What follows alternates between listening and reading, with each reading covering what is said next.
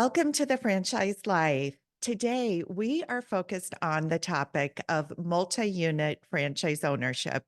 And with me, I have Jesse Kaiser, who owns collectively between several different brands over 50 locations throughout the United States. Welcome, Jesse. Hey, thank you for having me. Yeah, my pleasure. So, not only do you own 50 plus locations between Sport Clips, Oxi Fresh Carpet Cleaning, and Ideal Image, which are all very different types of businesses, but you are also serving as the 2024 chairman for the multi unit franchising conference this year. I am. Yeah, it's in Vegas. Every year it's in Vegas. And this year, the conference dates are March 19th through the 22nd. And probably the big hoopla about this year is that we have Jim Collins, the author of Good to Great and some other great books. He is our keynote speaker and agreed to do a workshop after the keynote. So he spoke many, many years ago. We got great feedback about it. You really can't have the same speaker come too often because then they need to progress in what their message is. So enough times come by. He's had a couple more books come out. So we're pretty excited about the content that he's going to be bringing. Oh, that's incredible. I was sharing this is one conference I've not personally had the opportunity to attend, but now as a franchise owner and a franchise advisor, I would absolutely love to make it. So I'm going to have to put that on my calendar. Absolutely. So let's dive in. Tell me a little bit about your history, how it all started, and how you have grown to be the owner of over 50 franchise locations. Well, I would say it all started when I was in college. The one and only job I've had working for someone else was a dot-com technology startup company. And so this is like 97, 98, 99. It's the wild, wild west, right? Especially for a startup. So that's where I honed in my entrepreneurial skill. I was never an owner, but I was like employee number 13 of ever for the company. So I got in really early in the ground. And um, we were located in a college town. I was still really young. I was in my early 20s. So I was still going out with the college kids. And I noticed every day, every night, no matter the weather, the time of the year, the pizza places were always packed at night, especially after the bars closed. So I wanted to get in the pizza. And originally, we had found one of the few local chains or local locations that the guy was about ready to sell, and he was checked out. The product was great. It was a great place. It was just time for him to go do something else. So my brother and I were gonna buy it, and one of the owners of the technology company I worked for said, you shouldn't buy that. And I was like, why? And he's like, well, you've got a lot of great talents and skills. Running a business has never been one of them yet.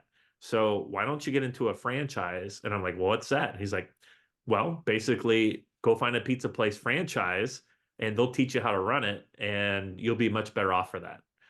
Because otherwise, you and your brother are going to be stuck in here making pizzas all day and not know a clue how to run the business. And I'm really grateful for that advice. So as soon as he said that to me, I got on the laptop, started looking at pizza franchises. And this is like 2004.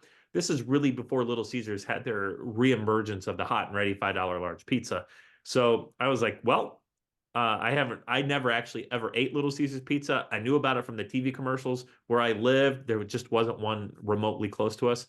So I bought the franchise without ever trying the pizza, believe it or not. I just was sold on their marketing, their systems, and I was like, it can't be that bad. They've got hundreds and hundreds of locations. So that was our first concept and how we got into franchising. So our first location opened up March of 2005.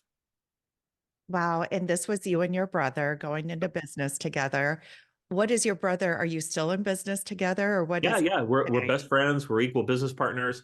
I think I was 27 and he's about 4.5 years younger than me. So he was like 22, 23 when we opened our first location. So we were pretty green. We had to cut our teeth and learn everything. And one of the things I'm super thankful for is they came in and they looked at our numbers. We had a great grand opening. One thing I knew, and my former boss knew, was I was really good at sales and marketing. So we had a great grand opening, and kind of volume fixes all your problems. But the grace and the the genius of Little Caesars was we were like, we're ready to open up number two, location number two. And they're like, not so fast. You know, your labor, your food's out of line. You need to get these better in line. We're like, but we're making money. Yeah, hard times are going to come at some point. And if you don't have the fundamentals of the business down, you instead of one store closing, you're going to have 5, 10, or whatever locations closed because you still didn't understand the concept of it.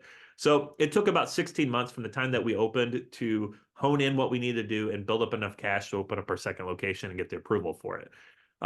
So we were quick studies, but they really sat us down and explained to us, look, you need to run labor between this and this percentage, and your food and paper need to be this. And if you can do that, we'll let you open up a second location. So we did what they asked of us, and our bank account was better for it too.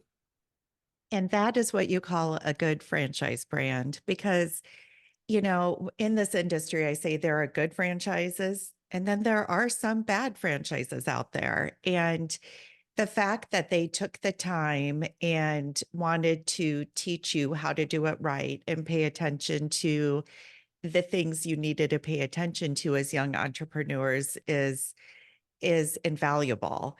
And that again is, the beauty of the franchise system. So you started and cut your teeth with the Little Caesars franchise brand. Ended up, how many of those did you end up We owning had over time? 5 locations of those. We would have opened more, but in that first couple years that we were growing and building, so was Little Caesars. And for the most part, other than the areas that we kind of said, hey, we'd like to open here, here, here in the initial interviews, they sold everything else around us. And I mean, to their benefit, that's great. It just made it so we couldn't open up in the next town because there was already one in that town. So we started looking at some other options. And at first, we were just like, what can we do to make our 5 locations stronger and more profitable? So, being in a rural market, like other than TV and radio, if you wanted to be, if you wanted to do like paper mailings, like Velasas or Advo or Mail South or MS Park, there was only one, and it was only once a month. It wasn't like a weekly thing like you see in the metropolitan areas. So, through my work with Little Caesars and their marketing cookbook, I saw templates for this other place called Valpak. So I Googled that and I was like, oh, that's a franchise too. So we decided that we were going to open up Valpak in a dormant territory where all of our Little Caesars were. And that would be another marketing thing. And then another opportunity to sell and make more money too. But we initially got into it because we just wanted to do more marketing for our pizza places. Incredible. So Valpak was the second one. Sure was. And then where does Sports Clip, Oxy Fresh, and ID Yeah. Image come So, in? okay. So, the thing about Valpak is there's a combination of national offers put in there. And most of the time, those are offers that aren't put together by me. They're put together by another market where that company's based or the national advertising group that helps with that stuff. The other side of that envelope is all local businesses that want to advertise in it. So you have to go out, you've got to cold call, you've got to do basically interviews, you got to show them and explain to them why and how this might benefit their business. And I learned quickly that there were some industries where there was really good margins and the owners did not understand or appreciate the value of marketing and sales. Like they just said, word of mouth is how we do it. Word of mouth is great, but that's not how you get the new customer that just moved in that doesn't know anyone in town. So there's Sure. no word of mouth there. So I noticed that in the salon business and in the carpet cleaning business, the the average owner wasn't sophisticated enough to really appreciate the marketing. So I thought to myself, if I could do just as good of a job as they do, and I understand marketing, I've got an advantage here that should put me on top. So we got into sport clips in 2010 and started opening those up. And in 2012, 2013, I think, was the first year that we went to the multi-unit franchise conference. And either the first or the second year that we went, maybe it was the second year, we stumbled across Oxi Fresh Carpet Cleaning at the conference. And what we liked about that concept versus like Stanley Steamer and those things was there was a operation already taking place in the St. Louis metropolitan area, which is like 2 hours away from where we lived and where I live now. That was for sale, so we could actually go in and acquire an existing business to start cash flowing right away. And the other thing is that they're one of the few chains for carpet cleaning where they handle all the inbound appointment calls. So we really just have to focus on marketing to make the phone ring, and then managing our team to actually clean the carpets correctly and on time. So we thought that was a great one. So we got into that. Several years later, we keep opening up more sport clips. We actually opened up another Little Caesars during that time. And then we stumbled across Ideal Image a few years ago at the conference as well. And it's a medical spa. It's not a franchise. I don't have an FDD that I signed. It is a joint venture between the two of us. And the best way to explain this is it's a very similar agreement that you would see with if you owned a Ritz-Carlton or a Marriott hotel. You're either going to have the corporate or a third-party market managing company manage the employees. They're still your employees. It's still your brick and mortar. There's still all the bills that you need to pay or have paid. But another company will come in and work and manage it for a percentage of the top and the bottom line. So that's how that concept works. Very interesting. So let me ask you this. You own businesses in very different segments. Yeah. What are the benefits and or challenges that you see as a business owner spanning those different segments? So business in general is pretty common. I mean, like, you're going to have a royalty that you're going to have to pay no matter what the franchise is. But removing franchises, you have payroll, right? You have income tax, you have property tax, you have all these things that are very common with no matter what business concept you're in. The only difference between one industry and the other, in my opinion, is your grasp of the understanding of two very important things. One is, do you fully understand who your ideal customer is? You can spend a lot of time and money and effort trying to grab customers who are not your ideal customers, or try to make those people happy, because whatever you're providing isn't what they're after. They want something else. Okay. And then the other side of this I think most people that go into business, they get that part because that's a derivative of marketing and sales, right? So you figure that one out. Well, the one thing that I don't think most people figure out, but the ones that do, they kill it, and it's they understand what the ideal customer and employee is. So you got to have both. So I use Chick-fil-A as a perfect example. It's a fried chicken sandwich.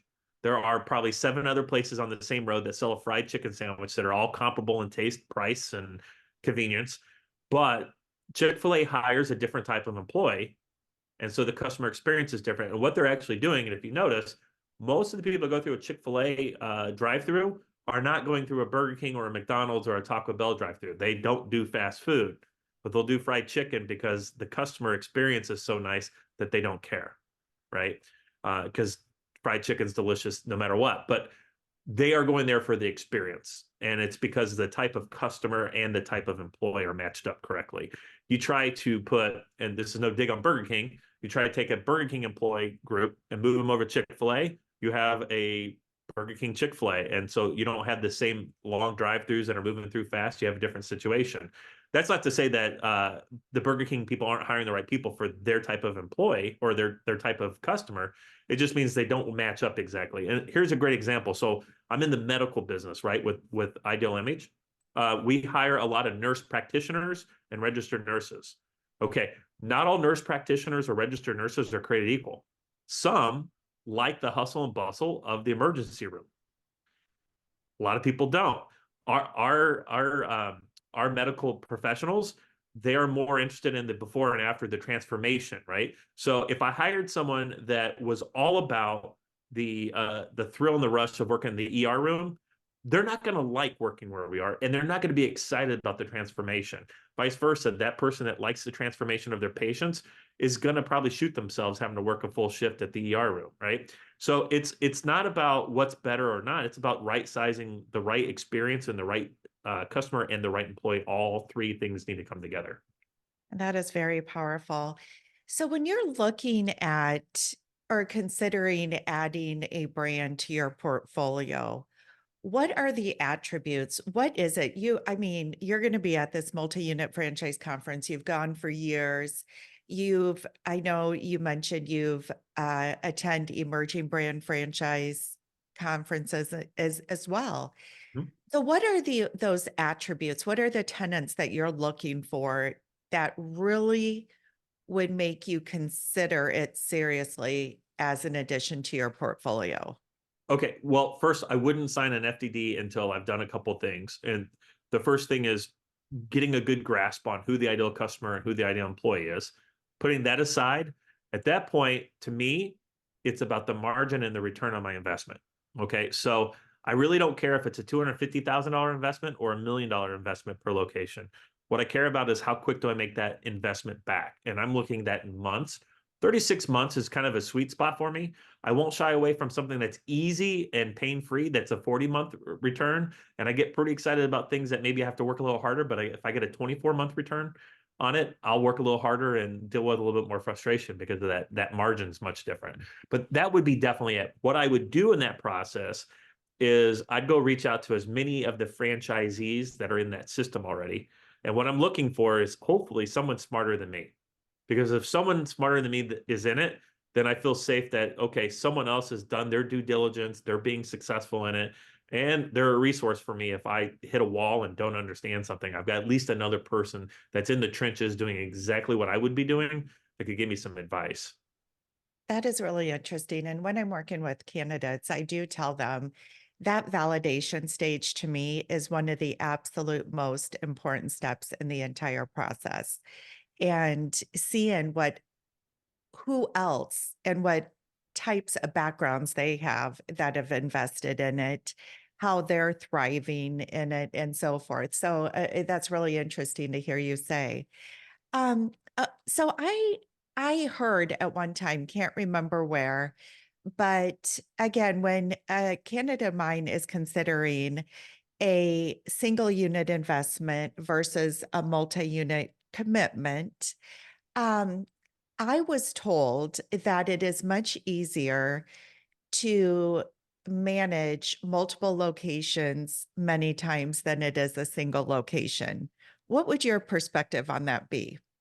I think it really depends on who that person is and how they're built.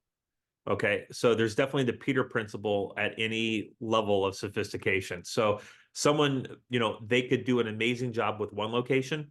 And when they get to 2 to 3, that requires a different skill set. I kind of say this, the skills to get you out of Egypt are not the same skills that get you into the promised land. That's why Moses wandered around for 40 years, right?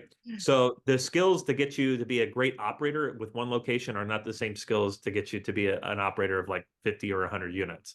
It's much different skills. You can grow and create those capabilities. There's nothing wrong with that, but you also got to find out where's your sweet spot and how do you connect with people. Um, so I will tell you, yes, I won't jump into something that's a single location because at the end of the day, there's not enough scalability that I can hire high enough caliber individuals that can run it day to day for me so I can focus on other things. So I do think multi-unit operations is easier once you understand it. And I'll give another shameless plug back to the conference. That conference is full of nothing but people that have multiple locations, right? Or people aspiring to. So if you're one that's got one and you're ready to do 2 or 3, there are people there that are sitting at 6, 7, or 8 locations that were at 2 years ago, and they'll tell you everything that they had to do and all the pains and struggles to get to that and what they would have done differently. This is a real good group of people that will share with you their failures much quicker than their successes because they genuinely don't want other people to go through the same agony. Yeah, and that's one of the things I love about the franchise industry is I think, there's a lot of individuals that you can lean on that will provide full transparency because they've perhaps walked that path before and understand the value of learning. Okay, so let me ask you this. What does a day in the life look like as a 50 plus unit franchise owner versus, let's say, when you were at a stage in your life of owning perhaps 3 to 5 units? Oh yeah, I could tell you when we had, just our Little Caesars as an example. Uh, we opened at 10:30, so the opener was in there by 8:30. to count the money and take the money to the bank and get prepped for lunch. So 7 days a week, that's what I was doing. Didn't have kids then, so it was okay. My brother and I were both married and subsequently divorced because we were busy working on our business and in our business instead of on it. Uh, but that's just a function of our age and what our priorities were. It wasn't anything bad about that. I'm happily married now, and my work life is much different now. If I told you what I do now versus what I did 15, 16 years ago, it's night and day difference. I mean, I wake up, I take the kids to school, I go to the gym. When I get done with the gym, I go find a Starbucks and I pull up my laptop. I check emails, I run a couple of reports. The only thing that I do that no one else does the same way in my company is I handle a lot of the recruiting. So I'll reach out because I want to have some kind of point of contact with every employee. And I've got about 350 of them. The only way I could really kind of keep tabs on, I can't really keep tabs on all the employees at once. But if I can make the initial introduction and say, hey, I own this salon or I own this carpet cleaning business, I'd love for you to meet with one of my district managers. They've already made a connection with me. And then we'll become Facebook friends. We got a Facebook group and I'll interact with them that way. And if they become a manager, then I have their number. We're texting each other numbers and ideas and suggestions. But I really only deal with my district managers. And I've got 4 of them for the sport clips. I've got 1 of them for Oxi Fresh, and the Ideal Image. I don't have to do anything with that because they handle the operations on that. So every Friday, I have an hour-long meeting with my area managers. 80% of that meeting is them having to tell me what their wins for the week were. And it's a very self-regulating group for the simple fact that no one wants to come to that Zoom meeting and say they don't have any wins, right? So that doesn't mean that they're just executing flawlessly every week to give me these wins. What we're doing is we're looking internal and we're saying, okay, what am I grateful for? What were the little wins that normally I wouldn't even registered? And now I need to write these down because if I don't have 10 wins, I'm going to look like I didn't do anything this week compared to everyone else that's got 10 or 15 wins. And I'm making that number up. It could be 3, it could be 50. I mean, it just kind of depends what the wins are and where we are with that. But I do believe that my job now is not to motivate, but to inspire. And there's a big difference there. Motivation means I got to touch all the time, right?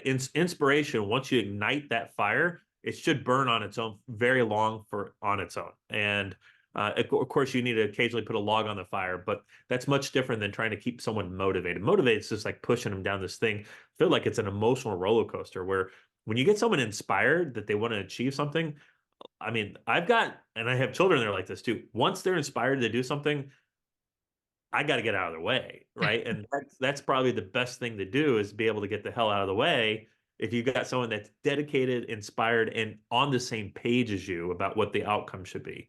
It's a pretty magical thing, and that's why I'm able to manage all these different locations in different time zones, is because I've hired people that are capable. I've given them capabilities that they didn't have before they took the job, and I've given them not necessarily a tight parameter on how to operate and function, but I've given them bumper rails, right? And it says like, all you gotta do is stay in between here. You can zigzag or you can shoot straight. If you shoot straight, you'll get there faster and less, more efficient. But if you zigzag a little bit, you're moving forward in the right direction. You're gonna find wins that we're gonna be able to celebrate on Friday. So you've built 350 employees, you have this district manager model. When you're hiring for those district managers and the leadership positions, is innate personality and, attributes that you see more important than experience or vice versa? What do you Mm. look for? So my interview process for when I hire a district manager, I am the last to actually have a conversation with them. I make all my other district managers interview them and vet them first. And it's because we work as a team. And every time we have to lose someone, we want to level up the team. So that means finding someone who has more capabilities or more potential to have capabilities than the person that sat in that chair before. So, and everyone's really invested in that. And the reason they are, it's not a fear of like, well, she'll get a promotion to be in charge of all of us. It's not that. It's more like, hey, if we've got a weak link, ultimately I have to pick up the slack, and I don't want to pick up the slack. And if I get someone who's that qualified and that capable, maybe I don't have to work as hard because they're able to do it in less time and less energy, and it helps the team. So like, we have a weekly manager meeting that's done on Zoom. I haven't been on it for at least 3 years. Just my district managers run it, and they all take turns running it. So, but they're talking to their direct reports. So they don't want someone who doesn't know what they're talking about or isn't consistent getting up there and once every 4 or 5 weeks giving their presentation for the meeting and having it be something that then they have to do damage control because the advice they gave them was terrible or they just weren't engaged enough. So that's part of it. As far as other criterias, I'm really looking for someone who is passionate about developing other people. I could teach you to be better with your time. I could teach you technology. We're going to hire for personality, basically. And if the personality is right, we've got enough systems in place that even people that really struggle with technology, we can get them so they can push through this. And when I say technology, it's like dealing with a PowerPoint presentation, dealing with Zoom, dealing with our HR payroll app, right? So, when you onboard someone, there's a lot of paperwork that has to be done. It's all done digital now. And I'll be honest with you, sometimes it doesn't work great and it could be frustrating. So you need to figure out what's the workaround or who do I call? How do I know it's your issue and not me being a user too silly situation? So we can train all that, but what we can't train is someone's passion to make someone else do better on their own, right? Absolutely. I couldn't agree more. So when you reflect back on your career to date, Mhm. what would you say some of your biggest lessons learned are, your top one or two that someone considering multi-unit business ownership, franchise ownership, what have you, uh, that they could learn from you today? The first thing was when I was just in the food category, you can be fairly successful if you're predominantly carrot, or I'm sorry, predominantly stick and not carrot. And part of it is that, if you don't like how that person is making the pepperoni pizza and you don't like their attitude, you can send them home and you can make that pizza. When I got into sport clips, I realized very quickly that I couldn't do that. One, you don't want me cutting your hair. Two, legally, I can't cut your hair because I'm not a licensed cosmetologist. So that really forced me to figure out, okay, I can't come in and do their job. So what that did is it changed completely my perspective on an employee, and they become an asset to you instead of a liability. So that would be my first advice is find a franchisor that also thinks the employees are an asset and not a liability. I've done so many discovery days, and I can tell you the ones that stick out to me the most are the ones that actually talk great about employees. The majority of them, and I think this is just human nature, they don't talk great about the employees, right? So if you find one that's talking about the employees in a positive way, put your truck up next to it or whatever and go with them because they're going to mentor you to be a better boss. And I'll tell you, Sport Clips was exactly that for me. They intentionally and unintentionally created a situation where Jesse had to use more carrot than stick. And so that's applied and I took that back to the restaurant industry and I've taken it to the other industries. And it's like, okay, how do we motivate people or inspire people with carrots and not sticks? And the amazing thing is that when you do it with carrot, they keep running on their own. They only run as far as they can get away from the stick, right? So as soon as the uh, the the correction has taken its place and moved on, they go back to their normal behavior until the stick shows up again. And that to me is very tiring. You run through employees quickly. It's not a great work environment. It's just not great in general. So that would be one piece of advice. The other piece of advice I would say is overdevelop everyone. Overdevelop them. There's no reason why only one person or only two people in the whole store should know how to do something, right? Now there's exceptions to the rule. Like if you have a high school person that's 16 or 17 and you've got equipment that they can't touch till they're 18, that's a different situation. Sure. But other than that, everyone should know how to count down a drawer, even if they're hardly ever on the register, right? Or in Little Caesars, everyone should know how to make a pepperoni pizza, even if you're working the front line. even if you never make a pizza, at least you have appreciation and an understanding of what someone else back there has to do for you to have a good pizza to sell. So I think cross training is huge important and overdeveloping. Absolutely. Great tips. Okay, let's go back to this multi-unit franchise conference here on a last note. I see on a day-to-day basis the different industries that are really thriving today in 2024 and what's up and coming.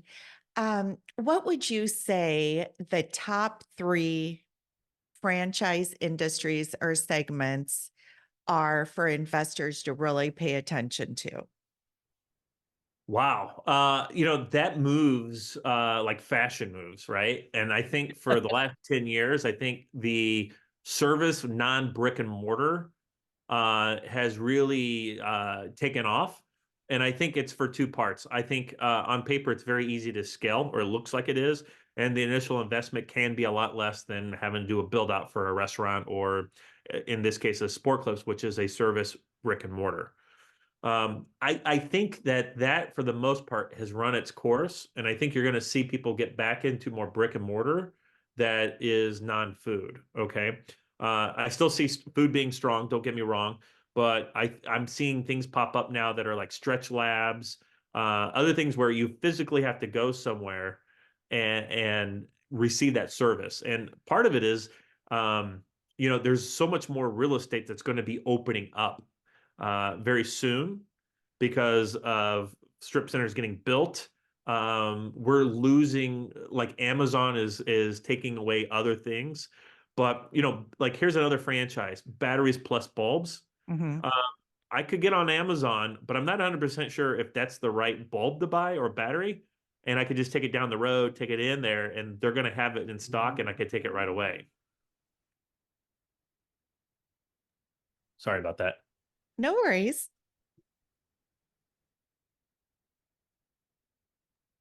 Okay. Okay. I've got an amazing guard dog that is speaking of Amazon. So I just think there's a bit of a disruption in the retail area. So anything that is brick and mortar, I think is a good bet for the next 5, 10 years to get into as a brand new concept. And part of it is, I'm going to tell you, managing a brick and mortar is so much easier than managing a non-brick and mortar when you're not the owner operator, which I think most people ideally want to not be an owner operator and they actually want to be like where they have a manager and things like that. So much easier to manage employees if they're all in the central location, interacting with the customers in front of other employees and other customers than if they're out at someone's home. It just opens up there. I'm not saying you can't be successful. I'm definitely successful with the carpet cleaning business. It requires a different level of leadership and management than if you just had a brick and mortar where everyone had a key turned in, came in, clocked in, and started working. Yeah, those industries are so different. In the past, I've only owned a brick and mortar, and it was in a boutique fitness studio years ago.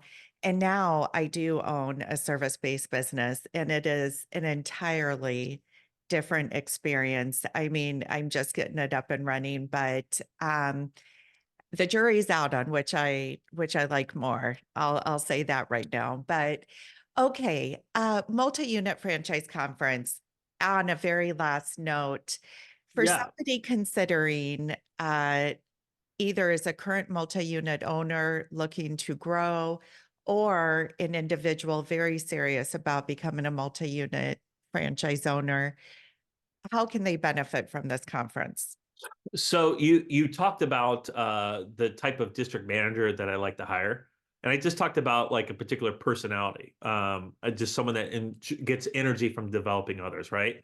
But that's pretty broad.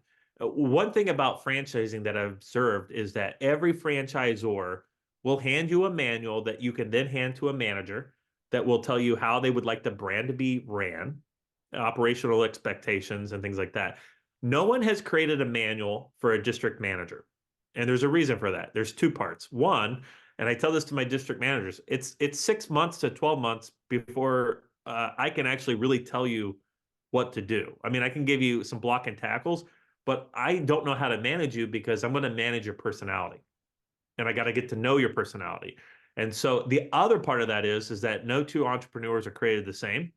And so what my skill sets are, and like as my brother, my partner's skill sets are completely different. So who he needs as a district manager for a brand that he was running would be much different than a district manager that I need. So that's why it's not so easy to just hand a manual to someone and say, here's how you run 5 or 15 locations, because it's going to be based on your expectations. I mean, if your expectation is you've got to just drive as much cash to the bottom line so you can keep opening up as many as you want, or is it more like you just don't want phone calls and you want to be able to vacation a lot? So maybe you don't make as much on the bottom line, but it's a great thing and you don't work a whole lot. Like every entrepreneur is in a different stage, right? So that totally depends. This conference is where you're going to run into all those different types of entrepreneurs where you're going to get that advice. So if you're one of those people who are like, hey, I'm in my 50s and I want to vacation out with my wife, how do I make it so my business doesn't burn down while I'm in Europe for 2 weeks? There's going to be people that are going to show you this is what we do when we go out of town. This is what we do when we go out of the country. If you're like, hey, I'm at 7 units, I want to get to 14 in the next 2 years, there's going to be people there that did that in a year or less in one transaction that'll tell you how they did it. So that's why I like this conference. It's kind of like the operations manual for a district manager or a multi-unit operator, because no franchisor is really giving a concrete, here you go, here's the process to do all these things.